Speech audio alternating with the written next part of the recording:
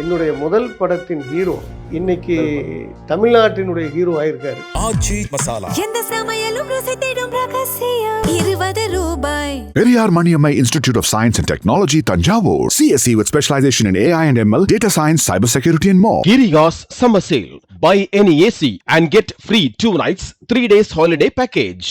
இருக்கிற கட்சியில் இவர் மட்டும்தான் 108 தொகுதியில் ஜெயிச்சிருக்காருங்கிறப்ப மக்கள் ஆதரவு இவருக்கு தான் இருக்குங்கிறது தெரிஞ்சு போச்சு. தமிழ்நாட்டு அரசின் முதலமைச்சர் என்ற முறையில் ஒரு சின்ன விஷயமா இருக்கிறத வந்து பெருசா ஊதி அவரை வந்து அவர் இமேஜை வந்து டேமேஜ் பண்ணணுங்கிற மாதிரி தான் நடந்துக்கிட்ட விஷயம் இல்லையா. இப்போ அவங்க ஒன்றும் பிரிஞ்சா போயிருக்காங்க, அதெல்லாம் கிடையாது, ஒன்றா தான் இருக்காங்க. பதவி ஏற்றுட்டு அவர் அந்த சிஎம் ரூம்குள்ளே போயிருப்பார். ஆமாம், போன உடனே அப்படியே நின்றுட்டார். அப்படியே இன்னும் நினச்சி பார்த்தா இது உண்மையா ஒரு சினிமா மாதிரி இருக்கு. சி ஜோசப் விஜய் எனும் நான் அவருடைய நடிப்பை விமர்சனம் பண்ணுறதா நாகரிகம். அதை விடுத்து அவருடைய முகத்தை பற்றி அது அவ்வளோ பெரிய ஒரு பத்திரிக்கை வந்து எழுதுறதுங்கிறது ஒரு அநாகரிகம். ரங்கநாதன் சார் வணக்கம். வணக்கம், எப்படி இருக்கீங்க சார்? நல்லா இருக்கேன். First of all call okay இல்லை சார்? ஆஃப் கேமில் கேட்டேன், இப்போ கேட்டேன். ஓகே சரி, இப்போ அந்த இதை பற்றி பேசுவோம். இது வந்து நான் ஒரு முக்கியமான அவங்ககிட்ட மட்டும் தான் இந்த நான் கொஸ்டினை வச்சேன். ஏன்னா எனக்கே அதை கேட்டதுக்கு ஒரு மாதிரி இருந்துச்சு. பட் இருந்தாலும் அவங்க என்ன சொல்கிறாங்க அப்படின்னு பார்க்குறதுக்கு நான் ஒரு 2-3 பேர்ட்ட கேட்டேன். அவங்க பர்ஃபெக்டாக ஒரு விஷயம் சொன்னாங்க.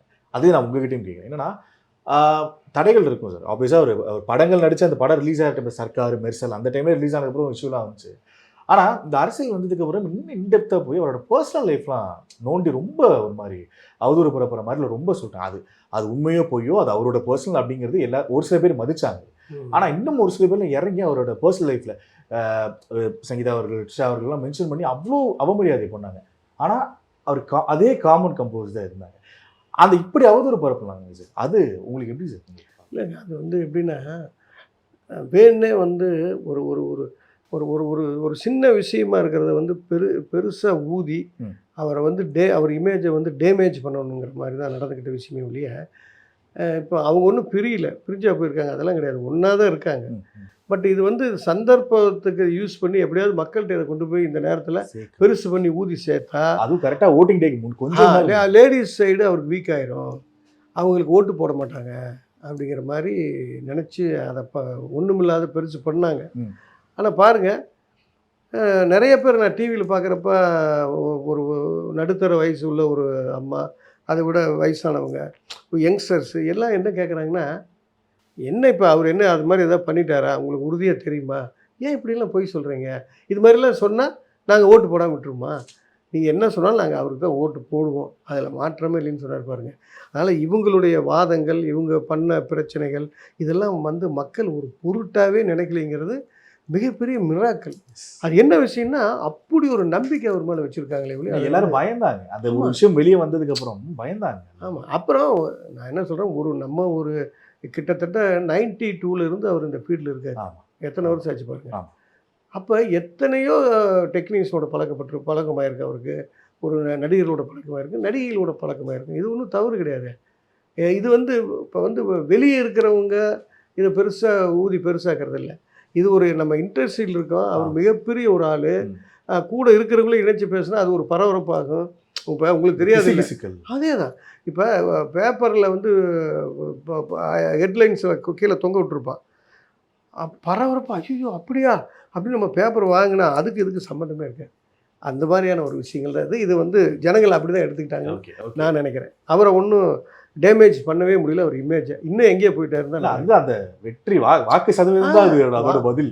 மிகப்பெரிய வாக்கு சதவீதம், 1.5 கோடிக்கு மேலே மக்கள் ஓட்டு போட்டு பெரிய விஷயம். அதாவது நான் சொல்கிறது இன்னும் வந்து எனக்கு கேட்டால் இன்னும் ஓட்டு சதவீதம் அதிகமாக இருக்கும். எனக்கு தெரிஞ்சவங்க எல்லாமே நம்ம கிளாம்பாக்கத்தில் போய் நின்றுட்டு பஸ் கிடைக்கல, போக முடியல. எனக்கு தெரிஞ்ச என்னுடைய நண்பர் ஒருத்தர் 5:30 மணிக்கு போய் ஊட்டியில் ஓட்டு போட்டிருக்காரு.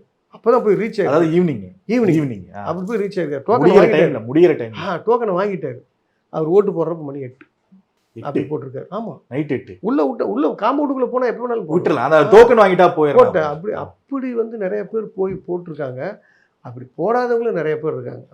அதெல்லாம் போட்டிருந்தா இன்னும் உங்களுக்கு நிறைய பேர் எகிரி இருக்கும். கிளாம்பாக்கம் ஓட்டு மட்டும் போயிருந்ததுன்னா என்ன கதறாங்களே. அப்போவே பார்த்தீங்கன்னா நீங்கள் டிவியெல்லாம் பார்த்தீங்கன்னா தெரியும், ஏன் பஸ்ஸு வைங்க அனுப்புங்க, நாங்கள் எப்போ போகிறதுன்னு கதறாங்க ஒவ்வொருத்தரும்.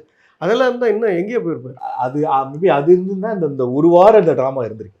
இவ்வளவு தனிப்பெருமையே பெருசா வந்திருக்கு. ஆமாம். பெரிய வாய்ப்பு. ஆனால் ஆக்சுவலாக என்ன நினைக்கணும் அப்படின்னா, இருக்கிற கட்சியில் இவர் மட்டும்தான் 108 தொகுதியில் ஜெயிச்சிருக்காருங்கிறப்ப மக்கள் ஆதரவு இவருக்கு தான் இருக்குங்கிறது தெரிஞ்சு போச்சு. எவிடென்ட்டா அந்த அரசியலுங்கிறது உள்ள எப்படியாவது எந்த வகையிலையாவது நுழைஞ்சு இவ்வளவு அவருக்கு வந்து மன உளைச்சல் பிரச்சனை எல்லாம் பண்ணி கூட அவர் எங்கேயுமே ஒரு இடத்துல கூட ஒரு டென்ஷன் பார்த்துருந்தீங்கன்னா டென்ஷன் ஆகிருக்க மாட்டார். அவர் பாட்டுக்கு எப்படியோ கூலாக தான் இருப்பார். இப்போ நாங்கள் விஜய் அவர்கள், முதலமைச்சர் விஜய் அவர்கள் நம்ம டிவியில் பார்க்கும்போது அவ்வளோ நேரில் மீட் பண்ணது கிடையாது. எங்களுக்கே இது வந்து அவர் இந்த முதலமைச்சராக பதவி ஏற்கும்போது ஓகே ஜெயிச்சிட்டாரு அப்படிங்கும்போது பயங்கர சந்தோஷம். நீங்கள் அவரோட லாங் ட்ராவல் ஒன்று இருக்கும் உங்களுக்கு. எங்களுக்கு தெரியாத பல நாஸ்டாலஜி மூமெண்ட்ஸ் உங்களுக்கு தெரியும். ஸோ ஃபஸ்ட்டு உங்ககிட்ட கேட்டுக்கிறேன் சார், இந்த தளபதி இளைய தளபதி இப்போ முதலமைச்சர், ஸோ சி ஜோசப் விஜய் எனும் நான் அப்படின்னு சொல்லும்போது உங்கள் உணர்வு எப்படி இருக்கு? அதாவது அந்த உணர்வை வந்து விவரிக்க முடியல. அது ஒரு ஃபீல்.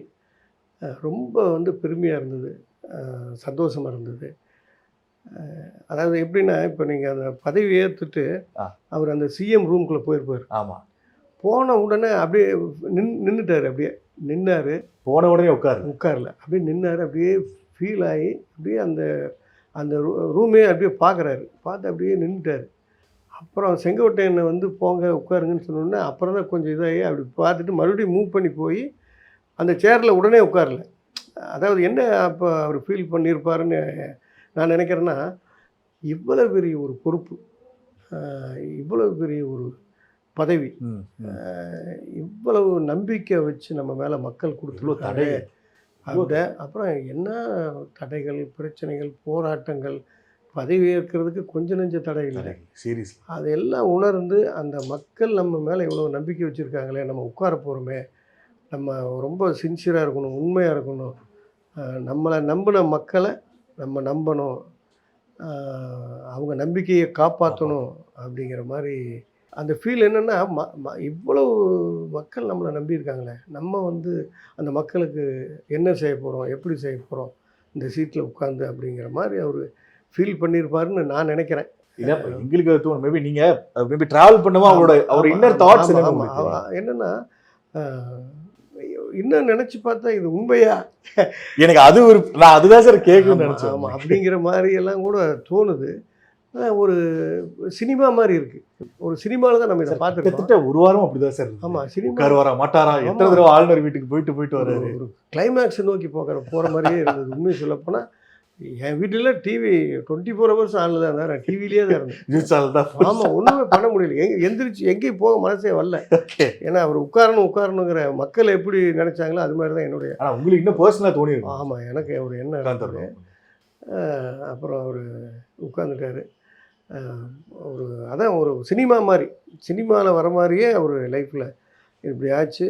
உட்காந்துட்டார். ரொம்ப சந்தோஷமாக இருக்குது, ரொம்ப பெருமையாக இருக்குது. அதாவது என்னுடைய முதல் படத்தின் ஹீரோ கோயம்புத்தூர் மாப்பிள்ளை இன்னைக்கு தமிழ்நாட்டினுடைய ஹீரோ ஆயிருக்காரு. அவர் தான் தமிழ்நாட்டுடைய ஹீரோ. அப்படிங்கிறப்ப எனக்கு அப்படி சொல்கிறப்ப எனக்கு ஒரு மாதிரி இதெல்லாம் ஒரு மாதிரி. அதனால் ரொம்ப நான் வந்து ரொம்ப பெருமைப்படுறேன், சந்தோஷப்படுறேன். அது சொல்கிறதுக்கு வந்து சரியான எனக்கு வார்த்தைகள் கிடைக்கல. சரி, இப்போ முதல் படம் சொல்கிறீங்க, உங்களோட முதல் படம். ஓகே, நம்ம ஒரு டேரக்டர் ஆக்டராக வந்தோம் இந்த இண்டஸ்ட்ரிக்கு, நம்மளோட முதல் ஹீரோ அப்படிங்கிறத தாண்டி உங்களுக்கு ஒரு பர்சனல் கனெக்ட் ஒன்று இருந்திருக்கு சார். எஸ்ஏசி சாரோட ட்ராவல் பண்ணுறப்ப இருந்தே அவரோட ஒரு கனெக்ஷன் ஒன்று இருந்திருக்கு. ஆமாம், கண்டிப்பாக. அதாவது நான் வந்து 1988 ஃபஸ்ட்டு படம் ஒர்க் பண்ணேன். ஆமாம், அசிஸ்டன்ட் டைரக்டராக விஜயகாந்த் சார் நடித்த படம் என்னென்னா ராஜநடை. அதான் ஃபஸ்ட்டு படம். அவர்கிட்ட தான் ஒர்க் பண்ணேன். அப்போ அவர் ஸ்கூலில் படிக்கிறார் விஜய் சார். ஆமாம், ஸ்கூலில் படிக்கிறார். அப்பப்போ நாங்கள் வீட்டில் டிஸ்கஷன் கம்போசிங்லாம் இருக்கப்போ வருவார் போவார். அப்படி பார்த்து பழக்கப்பட்டவர் தான் அவர். அது குட்டி. ஆமாம், அப்போவே அவர் பல படங்களில் ஜூனியர் விஜயகாந்த் நடிச்சிருப்பார். அவருக்கு அப்போவே அந்த நடிப்பு மேலே ரொம்ப இன்ட்ரெஸ்ட். அப்படிலாம் நடித்து அப்போ இருந்தே நம்ம அவரை பார்த்துருக்கோம். அப்புறம் தொடர்ந்து அங்கேயே நான் வந்து எங்கள் டைரக்டர்கிட்டே வந்து ஒரு 3-4 படங்கள் ஒர்க் பண்ணேன். நான், சங்கர், பவித்ரன் 3 பேர் ஒர்க் பண்ணோம். ஏதோ ஒரு படம் கூட நம்ம தமிழன் டைரக்டர் மஜித் ஒரு படம் ஒர்க் பண்ணேன். அப்படி அது மாதிரி ஒர்க் பண்ணோம். இது அதாவது நண்பர்கள்னு ஒரு படம் ம். சோபாமா டைரக்ட் பண்ணாங்க. அந்த படம் முடிஞ்சோன்னே நாங்கள் 3 பேருமே வெளியே வர்றோம். வெளிவன். ஓகே. ஆமாம். அது என்ன காரணம் அப்படின்னா, பவித்ரனுக்கு ஒரு படம் கிடச்சிருக்கு, ஆ. வசந்த கால பறவை. ஓகே. ஆமாம். ஆ. பட் ஏன்னா நான் வந்து ஒரு படம் ஹீரோவை நடிக்க போகிறேன், ஒயிலாட்டம். First படம். ஆமாம் சுந்தரராஜன். ஆமாம், நடிக்கிறதுக்காக போகிறேன். அப்போ வந்து சங்கர் சொன்னார், நான் உன்னோடய வந்துடுறேன். நான் சொன்னேன், இந்த ஸ்கூல் வேறு, அந்த ஸ்கூல் வேறு. அப்புறம் நானே ஒரு நடிக்கிறதுக்காக தான் போகிறேன். ஓகே. பட் பவித்ரன் வந்து படம் பண்ணுறப்ப இப்போ உன்ன மாதிரி ஒரு எக்ஸ்பீரியன்ஸான இருந்தால் பவித்ரன் ஹெல்ப்பாக இருக்கும். எனக்கே வந்து நான் இந்த படம் நடிக்க போகாட்டி நானும் நம்ம 2 பேரும் தான் அங்கே போறது. அதனால் நீ அங்கே போகிறது தான் உனக்கு ஃப்யூச்சருக்கு பெட்டராக இருக்குது, சேஃபு, அதான் கரெக்டாக இருக்குன்னு அப்படி இப்படின்னு சொன்னார். இல்லை நானும் சமாதானப்படுத்தி, இல்லை இதுதான் உனக்கு பெட்டருன்ட்டு நாங்கள் அப்படி வந்தது தான். அப்படி தான் போனோம், அப்படி தான் இது பண்ணோம். அப்புறம் அப்படியே அவர் பவித்ரன் தொடர்ந்து படம் பண்ணார். இவர் அதை விட பெரிய வெற்றிகள்லாம் பண்ணி இன்னைக்கு இந்தியாவே பெருமைக்கூடிய ஒரு பெரிய ஒரு டைரக்டர். ஆனால் இப்போ பார்த்தாலும் அந்த பழைய ஞாபகம்லாம் இருக்கு. ஆமாம், அப்போ பார்த்த சங்கர் தான் 1988 பார்க்குற சங்கர் தான் இப்போ நான் பார்க்குறேன். தாட் ப்ராசஸ் தான் வேற. அதே நட்பு, அன்பு, பிரியம், பாசம் எல்லாமே அதுதான் அவர்கிட்ட இருக்கு. ஓகே. இப்போ அந்த விஜய் சார் ஃபர்ஸ்ட் மூவி அந்த கோயம்புத்தூர் மாப்பிள்ளை அங்கே ஒன்று நடந்துச்சு. அப்பெல்லாம் அந்த இளைய தளபதி பட்டம் அதெல்லாம் இல்லை. விஜய் அப்படிதான் இருக்கு. விஜய் அப்படிதான் இருக்கு. ஆமாம்.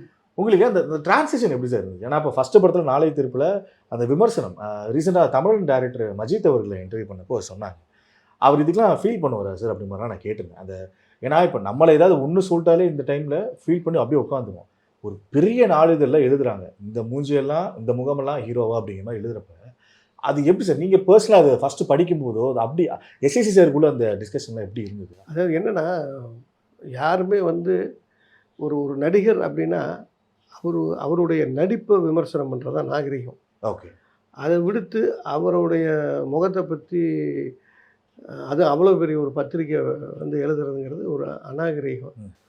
அப்போ அந்த வயசில் அவர் ரொம்ப இல்லாமல் ஃபீல் பண்ணார், ரொம்ப ஃபீல் பண்ணார்.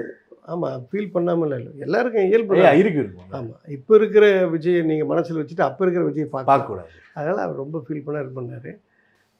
இன்னும் சொல்லப்போனால் எல்லாருக்குமே போவோம், எல்லாருக்குமே அங்கே ஒர்க் பண்ண எல்லா அசிஸ்டன்ட் எல்லாம் போவோம். ஒரு 10 பேர் நாங்கள் போயிட்டோம். ஆஃபீஸ்க்கு. ஓகே. அந்த ஆஃபீஸ்க்கு போயிட்டோம். போய் உண்டு இல்லைன்னு பண்ணிட்டோம். எப்படி பண்ணலாம் அப்படிங்கிற மாதிரிலாம் அது பெரிய ஒரு சொன்ன பாயிண்ட் தான். நடிப்பை நீங்கள் சொல்கிறீங்களா? அது நடிப்பை சொல்லுங்கள், அவரை பற்றி ஏன் இது பண்ணுறீங்க?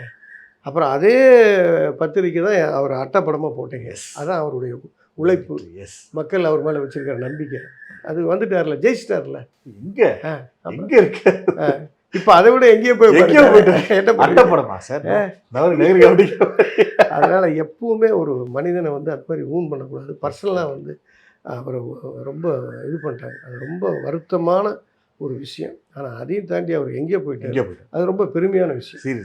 ஆச்சி மசாலா, எந்த சமையலும் ருசி தேடும் ரகசியம். 20 ரூபாய். Periyar Maniammai Institute of Science and Technology, Tanjavur. CSE with specialization in AI and ML, data science, cybersecurity and more. Kirigas Summer Sale. Buy any AC and get free 2 nights, 3 days holiday package.